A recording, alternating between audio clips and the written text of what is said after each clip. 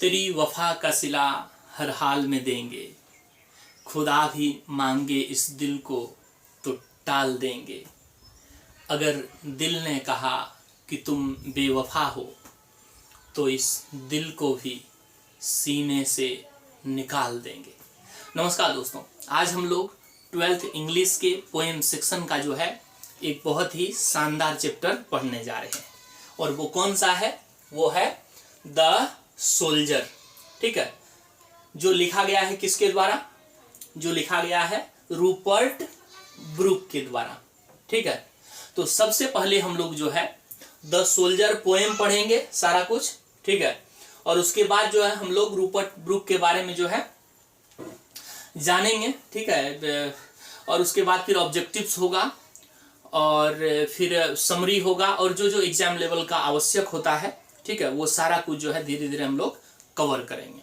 ठीक है, तो चलिए सबसे पहले हम लोग कविता पढ़ते हैं, उसके बाद फिर हम लोग आगे पढ़ेंगे। देखिए क्या है द सोल्जर। सोल्जर मतलब क्या होता है? सोल्जर मतलब होता है सैनिक। ठीक है, ऑल राइट। और द सोल्जर लिखा गया है किसके द्वारा? तो लिखा गया है रूपर्ट ब्रूक के द्वारा। ठीक है, इस कविता में जो है रूपर्ट ब्रूक एक सैनिक की चर्चा करते हैं। ठीक है, और एक ऐसा सैनिक जो अपने देश से जो है बेपनाह प्यार करता है, बहुत ही ज्यादा प्यार करता है अपने देश से। ठीक है, और वो सैनिक जो है अपने देश से इतना ज्यादा प्यार करता है कि वो हर समय अपनी देश की रक्षा के लिए जो है अपना प्राण भी देने के लिए हमेशा जो है तैयार रहता है। वो ऐसा सैनिक रहता है। लेकिन आखिर वो हर समय क्यों जो है अपना देश के लिए प्राण देने के लिए तैयार रहता है? वो अपना देश से इतना ज्यादा प्यार क्यों करता है? वो सारा कुछ जो है पोएम में जो है सोल्जर बताया है। ठीक है, तो चलिए बिना देर किए हुए जो है कविता की शुरुआत करते हैं।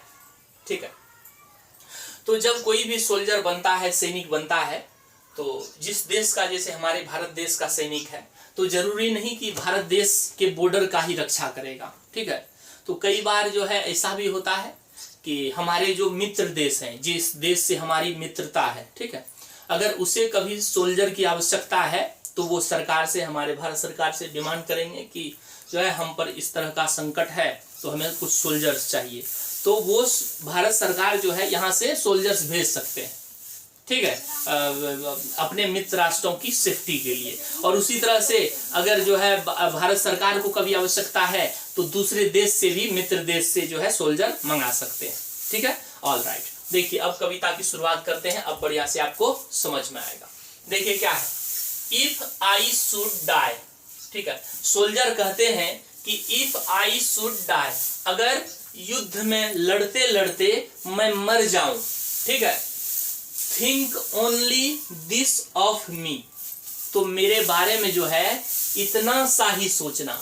ठीक है, तो सोल्जर क्या कहते हैं कि अगर मैं युद्ध में लड़ते लड़ते मर जाऊं, ठीक है, तो think only this of me, तो मेरे बारे में बस इतना सा सोचना, that there's some corner of a foreign field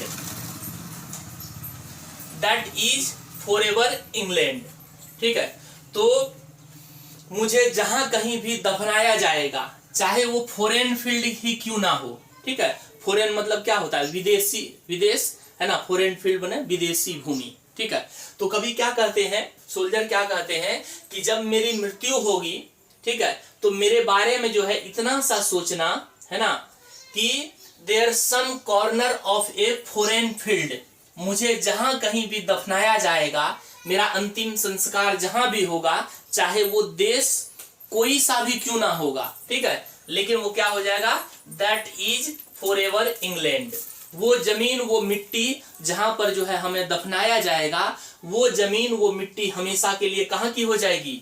वो हमेशा के लिए इंग्लैंड की हो जाएगी। ठीक है, ऑल राइट। ऐसा सोल्जर क्यों कहते हैं कि चाहे मेरा जो है मृत्यु किसी देश में होगा और जहां दफनाया जाएगा वह जमीन जो है हमेशा के लिए इंग्लैंड की हो जाएगी, ऐसा सोल्जर क्यों कहते हैं आगे आपको पता चलेगा।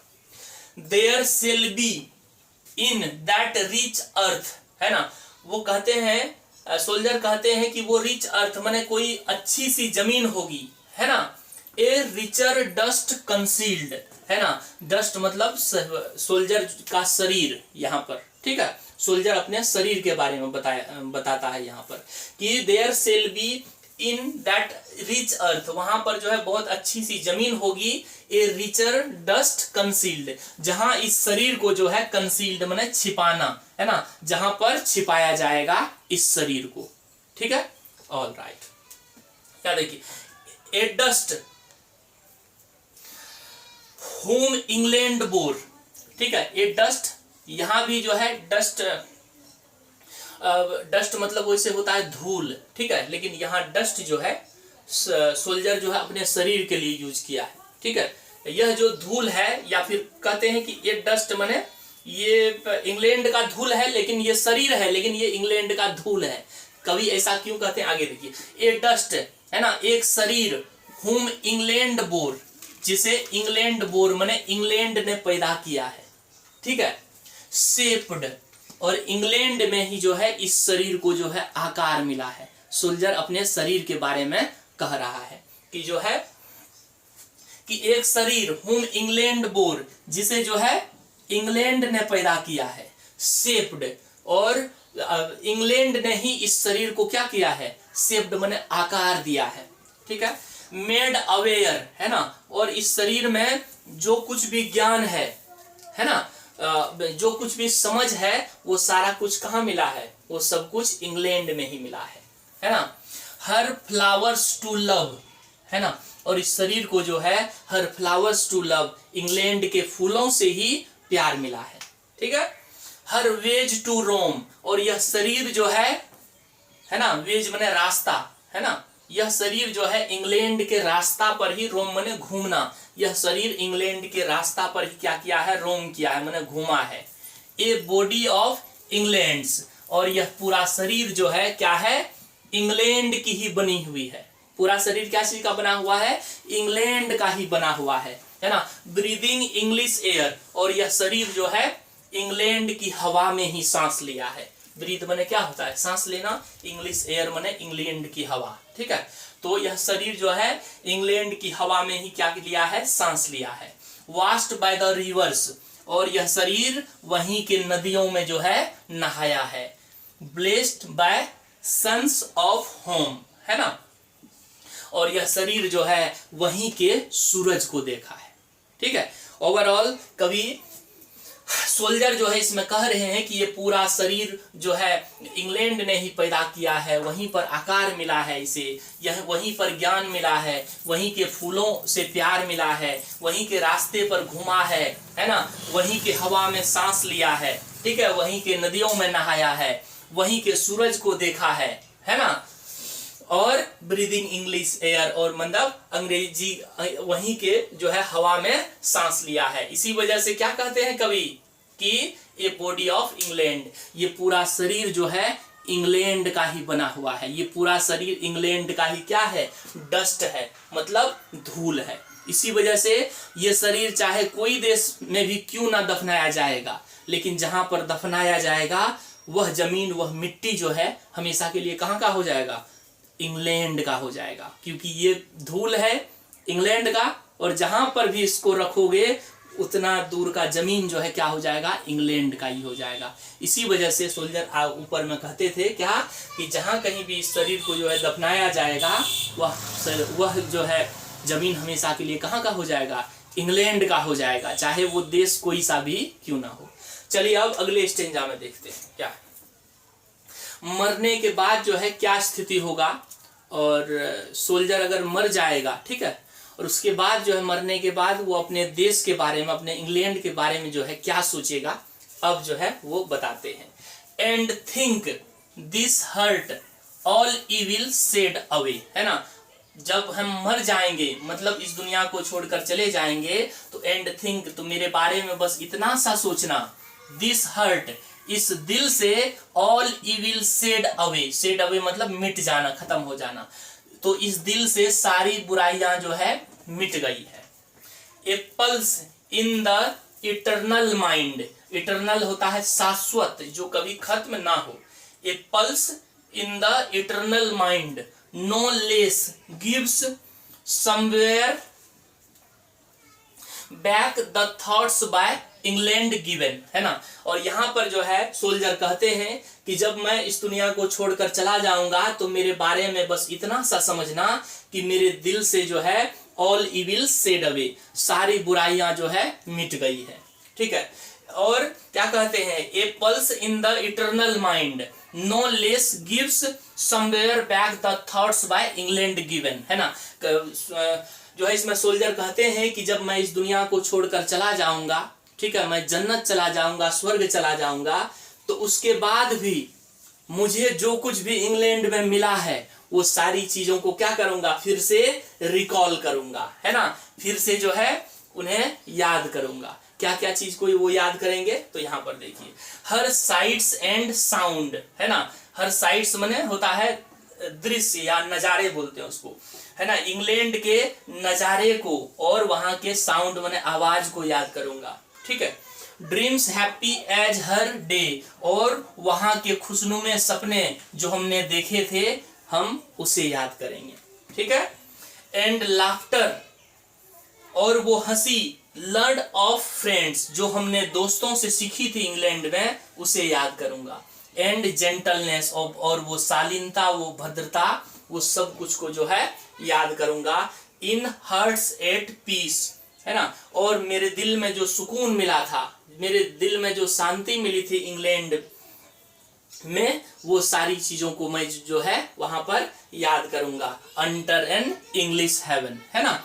जो कुछ भी हमें इंग्लैंड में मिला था वो सारी चीजों को जो है हम वहां जाकर के जो है याद करेंगे। लेकिन एक चीज यहाँ पर देखिए, सोल्जर किस तरह से अपने देश के बारे में क्या कहता है कि under an English heaven, heaven, heaven मतलब क्या होता है, हेवन मतलब होता है स्वर्ग, है ना। उसके लिए, सोल्जर के लिए उसका देश, उसका मातृभूमि, है ना, उसका इंग्लैंड जो है सिर्फ उसका मातृभूमि नहीं है, सिर्फ देश नहीं है, बल्कि उसके लिए हेवन है, हेवन माने स्वर्ग के समान है, ठीक है। और इसीलिए अपनी देश की रक्षा के लिए जो है वो सब कुछ क्या करना चाहता है, निछावर कर देना चाहता है, ठीक है।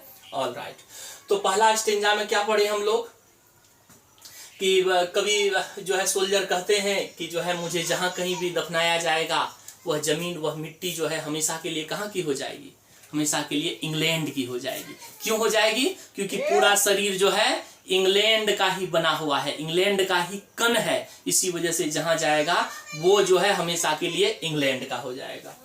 और यहाँ पर दूसरा स्टेंजा में क्या कहते हैं कि जब हम मर जाएंगे, जब स्वर्ग जन्नत चले जाएंगे, तो मुझे जो कुछ भी इंग्लैंड से मिला वो सारी चीज को जो है स्वर्ग जन्नत जाकर के जो है फिर से हम उसे याद करेंगे। क्या क्या चीज को याद करेंगे, वहां के साइड नज़ारे को, आवाज को याद करेंगे, वहां के सुनहरे सपने को याद करेंगे, ठीक है। और वो हंसी जो हमने दोस्तों से सीखी है उसे याद करेंगे, और कहाँ पर, और मेरे दिल में जो शांति मिली है उसे याद करेंगे, अंडर एन इंग्लिश हेवन। और सोल्जर के लिए जो है इंग्लैंड क्या है, मातृभूमि तो है ही, लेकिन उसकी मातृभूमि जो है उसके लिए क्या है, हेवन के समान है, माने स्वर्ग के समान है, ठीक है। तो ये सारे कविता था। अब थोड़ा सा हम लोग रूपर्ट ब्रूक के बारे में जान लेते हैं। यहाँ पर देखिए, रूपर्ट ब्रूक का जन्म, बॉर्न कब हुआ, तो 1887 में, है ना, मतलब 1887 में जो है इसका जन्म हुआ। Well to do academic family, उसका जो परिवार था वेल टू डू माने काफी समृद्ध था, क्या चीज में, एकेडमिक, है ना, माने पढ़ा लिखा काफी उसका पूरा जो है परिवार था, खानदान था।